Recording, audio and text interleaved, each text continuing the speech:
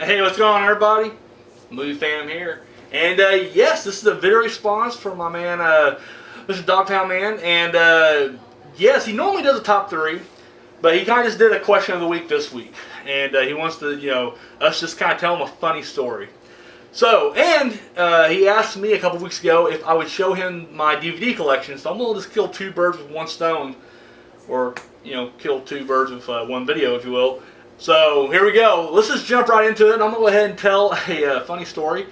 Or at least funny to me. I'm sure I'll get comments like, this is very distasteful and you're a dick.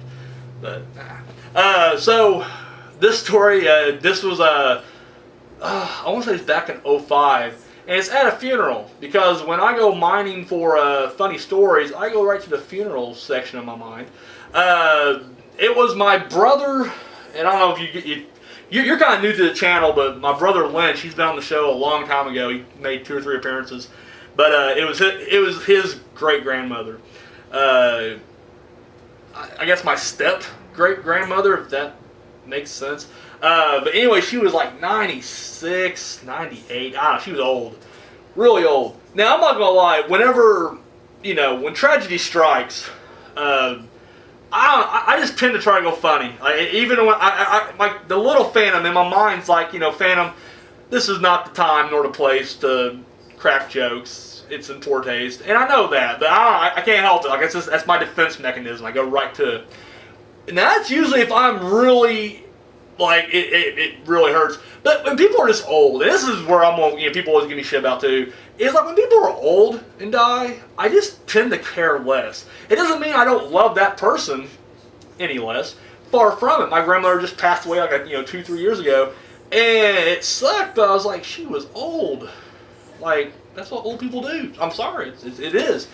So this lady was like 98 years old, and she's the sweetest old lady you've ever met. Like seriously, like I'm not even a believer. Like she was hardcore fucking Christian, right?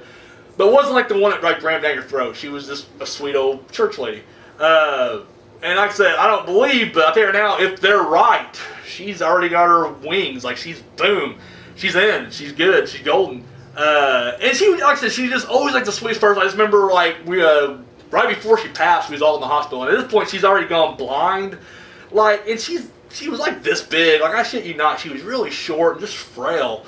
Always frail her whole life. I mean, at least my whole life that I've known her. But she was just always old, as far as I can remember. So, but anyway, it's been like she's in the hospital, and someone said something like, "Man, I wish you wish this wasn't happening." And her response was, "Well, if it wasn't happening to me, it'd be happening to someone else, and I'd rather it happen to me." And I'm like, my God. Like, I wish I can be that person. I'm not that person at all. I'd be like, nope. I would make that deal with the devil right there. Be like, nope, sign the papers, boom, someone else has it. I'm scot-free. Fuck my soul. But she wasn't like that, So, I mean, really sweet woman. So, when you hear this story, don't think that I'm being disrespectful to her or the rest of the family. I'm not. It's just the way I deal with things. Now, my brother Lynch, on the other hand, very sensitive. He was very upset. And we both known her the same amount of time. It wasn't like he was any more closer to her than I was. Or, whatever. No, like, she was just old, and we saw her maybe 4 times a year, usually during the holidays. Didn't see her much toward the end there until she got sick. So, but anyways, he was just super upset. Like, just, tears, just not talking. Just, he's in bad shape.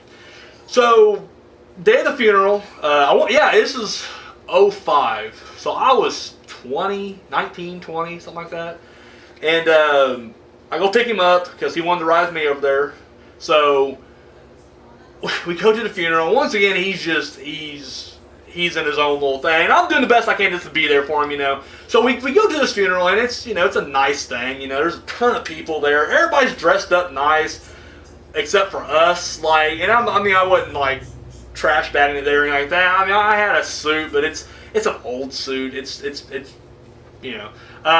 wasn't as classy as these other people. But we're there and we're sitting there and we got front row.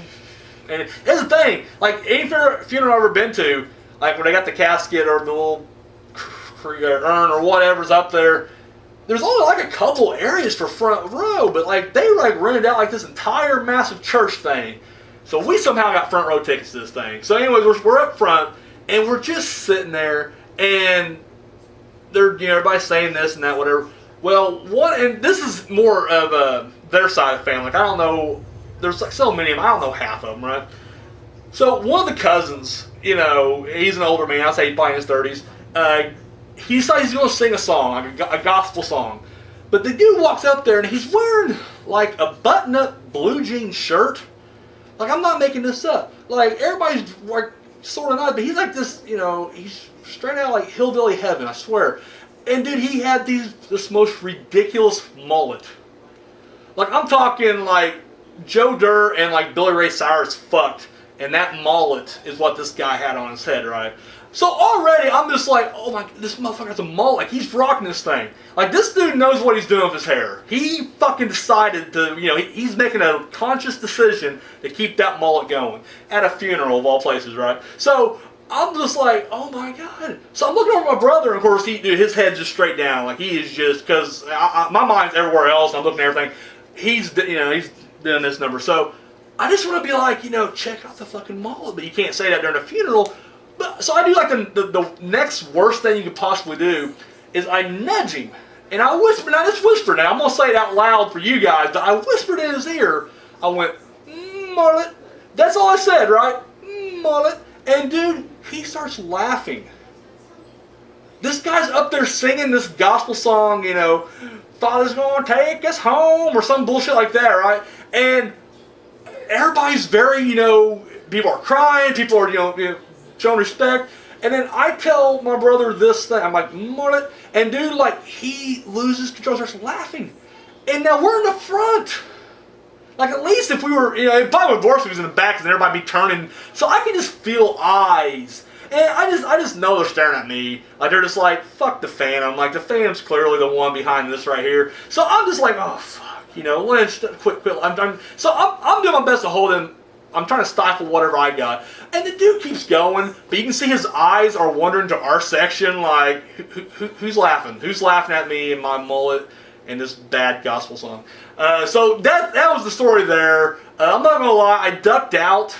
Now, I never heard any backlash from it, but I didn't want to stick around in case there was going to be backlash. So as soon as the services was over, I shook hands with, whoever you had to shake hands with, and I was like, all right, I'm out. I'm getting out of here right now. So, but yeah, that's my story, if you will. I thought it was hilarious. It's a story that I tell, and people are just like shocked when I tell them. Like, they're like, Phantom, that's just horrible. That's not even funny.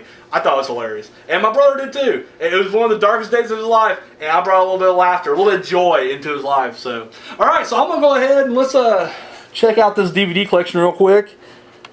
I'm going to lower my voice a little bit because I'm not sure exactly how loud I was going to pick up. I don't want to be booming into the microphone here. Alright, so I'm not going to go through the DVDs individually just because I did a series a long time ago where I went through all my DVDs, and then once a month I always do like a update video. So I got two DVD racks. Not impressive, not that impressive at all, just because, dude, I see some of the collections on YouTube right now, and dude, they're insane. They're fucking insane. Like, rooms just dedicated, like a giant library of DVDs. You'll notice I got all my shit broken up into genres. And the reason I do that is, see, I don't know what you guys have in your town. I got a family video. And they don't break their shit in genres. I remember as a kid going to the little mom and pop stores. My favorite was a place called North End Video. And dude, genres. You knew where the horror section was. You knew where the fucking horror section was. When you're in the mood for a comedy, you know where the comedies are at. But not here. Not family video. So I decided, you know what? It's my collection. Gotta crouch down here.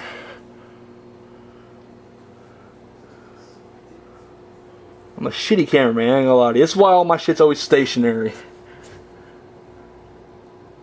But these are two different racks here. They are 7 by 4 foot.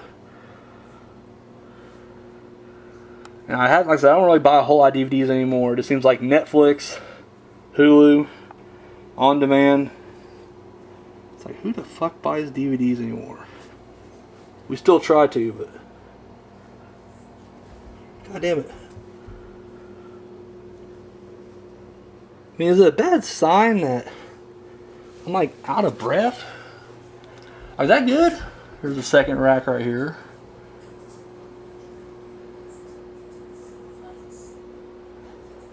This is the biggest section, clearly, the whore.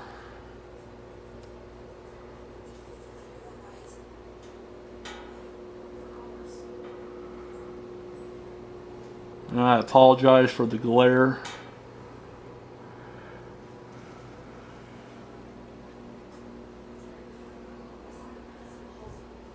Ran out of conversation. Ran out of conversation. Michael, this is my third video I'm doing today.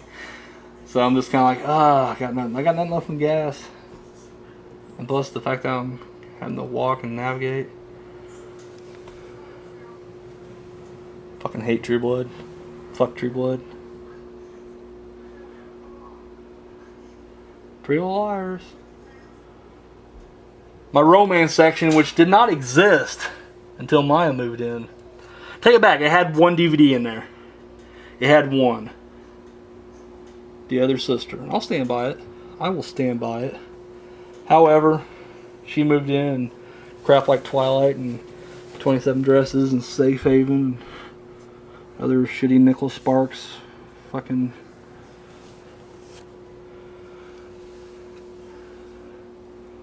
there you go. And then my new releases, these are the ones I bought. Maybe I've already seen them, maybe I haven't, I don't know. Some of them is just kind of a mixed bag, but there's the DVDs I definitely haven't watched yet, so that's a ghost. That's Jerry in drag. Alright, so that's it, my man. Until next time.